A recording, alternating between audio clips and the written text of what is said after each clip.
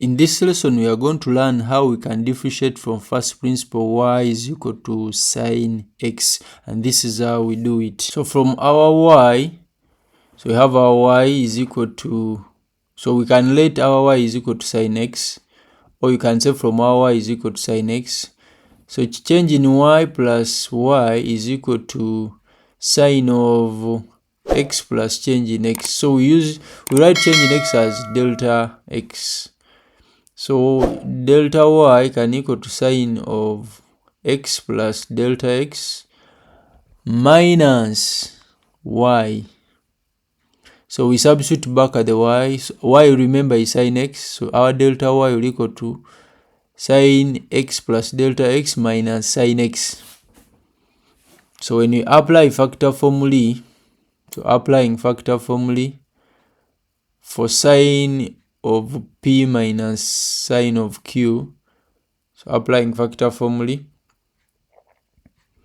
we realize that we shall have delta y is equal to 2 cos of x plus delta x plus x out of 2 sine of x plus delta x minus x out of 2, but everything, so we can go ahead there it is out of 2 delta x plus delta x minus x out of 2. So delta y will equal to 2 cos of x plus delta x out of 2. Remember, x plus x is 2, divided by 2 is x. So sine of delta x out of 2, the x's cancel there. So dividing through by delta x, dividing through this other side also by delta x.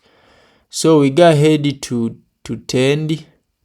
So we say as x tends to 0, as x becoming so small, the limitation is the lim as delta x tends to 0 of delta y out of delta x becomes dy by dx.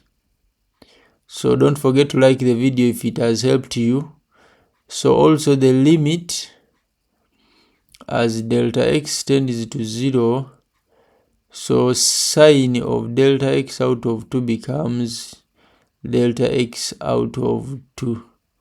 Don't forget to like and share as we continue. Please subscribe. Dy by dx becomes 2, we substitute back, cos of x plus 0 out of 2, which can also be 0. Then delta x out of 2, everything divided by delta x. So we cancel those that can be cancelled.